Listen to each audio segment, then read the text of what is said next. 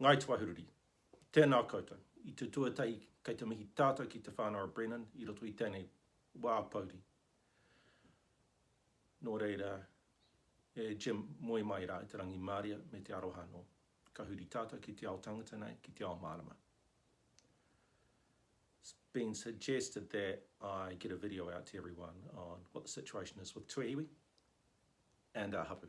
So, here it is. I want to cover three things at the start, then get into a general kaupapa on where we are going to be in the future. So first of all, Crete, thank you very much. You too, Denise, for organising the flu injections for our kaumātua in Rangiora. Anyone who else needs to do that, can you work through with Crete at the moment?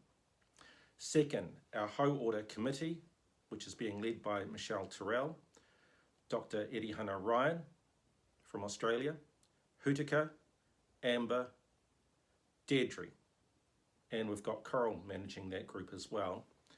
They'll have a plan hopefully out by Monday, Tuesday, to go through.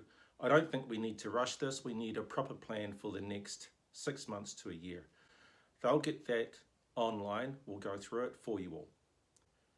Third, we'll outline what's happening with COVID testing within the fortnight.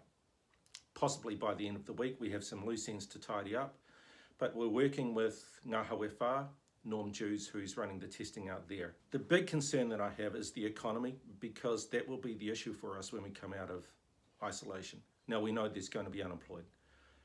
We also know that we've been here before. Our grandparents went through the Depression. We all went through the 1970s and 80s with huge unemployment. Now, we went through unemployment in the 80s and 70s because the United Kingdom stopped taking our exports, which meant we lost 80% of our revenue. Huge impact on the people from Tuahuriri. Our fathers were unemployed, they were laid off in the freezing works, and that had an impact on the railways right through. Our mothers lost the job in the Kaipoi woolen mills, they were machinists. So the response we had in the 70s and right through to the 80s was to have work schemes. And those work schemes were up at Kaipoi Pa, they were at the orchards in Tuahuriri. Hillary ran her schemes at Waipunaho, behind the Tiaika house there. Now, we don't want to go back to that because it was welfare dependent. And there's one truth we know, our father settled the claim so we wouldn't be a welfare agency. Now, what we have are a couple of things in our back pocket. First of all, at the start of the year, the Runinga established the holding corporation. It's led by Barry Bragg. We've got a talented group there. Jane Hudia is on that, as well as a bunch of others. Their job is to create revenue for the Runinga. Second, we have talented people within the tribe, and economists, financial advisors. We have Eru Tarena Prendergast, who's been working on tribal economies for well over a decade. He's an important asset. We have Matthew Scobie at the University of Canterbury, who just knows this area well. We also have within us a whole range of entrepreneurs right throughout the tribe. The backstop to all of this is Te Runinga o Ngai Tohu.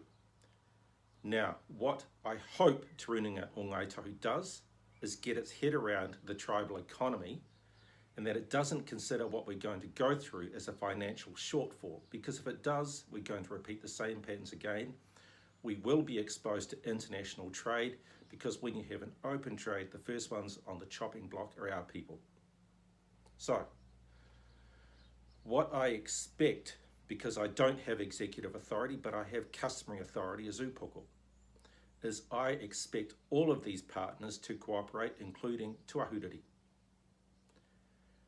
Now, Tuahuriri has to show some leadership here, but this time we have a talented generation.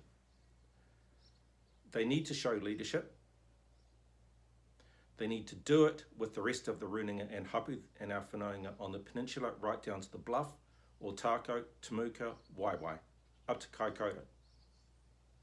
Second, Te Runinga has to engage with our Runinga and our Hapu, because nothing will be moving in that city unless we know they're going to cooperate. any group goes off by itself, we're going to be subject to a whole bunch of problems. So this is about leadership, it's about cooperation, it's about financial benefit for our people, but it's also about manaaki. And right in the middle of this is something we always talk about, but we don't move on, mana motuhake. The younger generation knows this. I expect Te Rūninga o Ngai to understand this. So I think the duty for us for the next period is to understand our role, not to panic. I expect the younger generation, Eru, Matt and others, and those entrepreneurs to work together, because at the back of that are really the senior leadership within Tuahuriri. You've got a whole bunch of solid leaders within our village that can provide assistance. I don't have executive authority. My job here is to give moral support and to move people along and to support the next generation coming through with leadership. I think that's enough. I think you need to know we will have a plan. I think Te Rūninga knows our expectations now. And a final point is this. I expect Te Rūninga to focus on our own supply lines and supply chains and not to be focusing on international supply chains at the expense of our people. Don't think I have anything more to add. I think that's enough for the moment. Kia ora, piki te māramatanga. Nō reira, e te māngai ngā anahera pono, te tokoturu tapu, whakaungia mai mātou.